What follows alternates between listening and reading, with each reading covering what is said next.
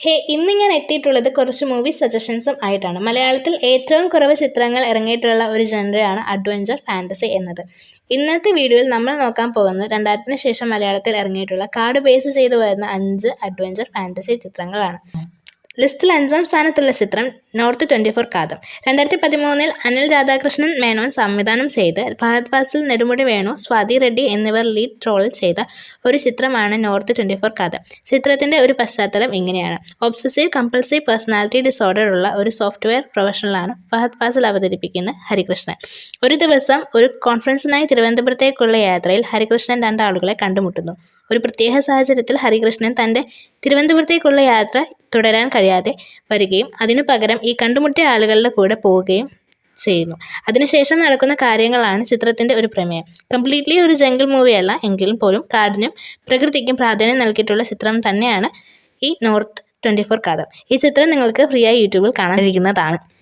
ലിസ്റ്റിൽ 4ാം സ്ഥാനത്തുള്ള ചിത്രം അഡ്വഞ്ചർ ഫാൻറ്റസി കാറ്റഗറിയിൽ വരുന്ന ചിത്രം ആയിട്ടുള്ള അത്ഭുതദ്വീപാണ്. 2005-ൽ വിനയൻ സംവിധാനം ചെയ്ത് ഗിന്നസ് പക്രു, പൃഥ്വിരാജ്, മല്ലിക കപൂർ, ജഗദീഷ്, കൽപ്പന എന്നിങ്ങനെ ഒരു വൻ താരനിരയിൽ വന്നിട്ടുള്ള ചിത്രമാണ് അത്ഭുതദ്വീപ്.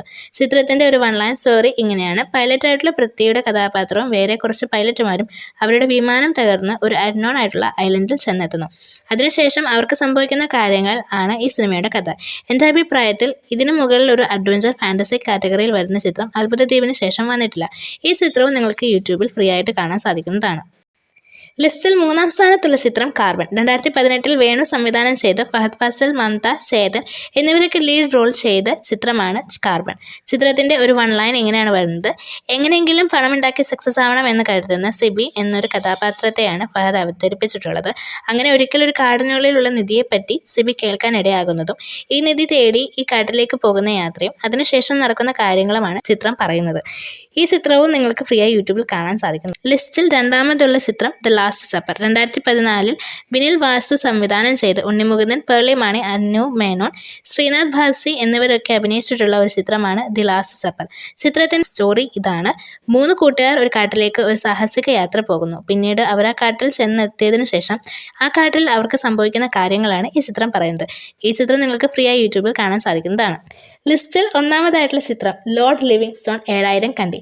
അനിൽ രാധാകൃഷ്ണൻ മേനോൻ സംവിധാനം ചെയ്ത് 2015-ൽ റിലീസ് ചെയ്ത ചിത്രമാണ് ലോർഡ് ലിവിങ് സ്റ്റോൺ 7000 കണ്ടി. കുഞ്ചാക്കോ ബോബൻ, സണ്ണി വെയിൻ, റിനു മാത്യൂസ്, നെടുമുടി വേണു, ഭരത് തുടങ്ങിയവർ അഭിനയിച്ചിട്ടുള്ള ചിത്രമാണിത്. ചിത്രത്തിൻ്റെ ഒരു 1 ലൈൻ സ്റ്റോറി ഇതാണ്. 500 വർഷം പഴക്കമുള്ള ഒരു ഗ്രാമം. അതിലെ ആദിവാസി ജനങ്ങൾക്ക് വംശനാശ ഭീഷണി ആകുന്നു. അവരെ രക്ഷിക്കണം എന്ന് നേച്ചർ എന്തൂസിയാസ്റ്റ് കൂടിയായിട്ടുള്ള കുഞ്ചാക്കോ ബോബൻ ചെയ്തിട്ടുള്ള ഫിലിപ്പോസ് എന്ന കഥാപാത്രത്തിന് തോന്നുന്നു. പിന്നീട് ഇവരെ എങ്ങനെ രക്ഷിക്കും എന്നുള്ളതും 7000 കണ്ടിയിലേക്കുള്ള ഒരു അഡ്വഞ്ചർ യാത്രയുമാണ് ഈ ചിത്രത്തിൻ്റെ ഒരു സ്റ്റോറി എന്ന് പറയുന്നത്. അപ്പോൾ ഇത്രയും മൂവീസാണ് ഈ വീഡിയോയിലുള്ളത്. വീഡിയോ ഇഷ്ടപ്പെട്ടിട്ടുണ്ടെങ്കിൽ വീഡിയോ ലൈക്ക് ചെയ്യാനും ഇതുപോലുള്ള മൂവി സജഷൻസ് വീഡിയോസും മൂവീസ് റിലേറ്റഡ് വീഡിയോസും ഇഷ്ടമാണെങ്കിൽ ഈ ചാനൽ ഒന്ന് സബ്സ്ക്രൈബ് ചെയ്യാനും മറ്റൊരു വീഡിയോ കാണുന്നതുവരെ എല്ലാവർക്കും ബൈ.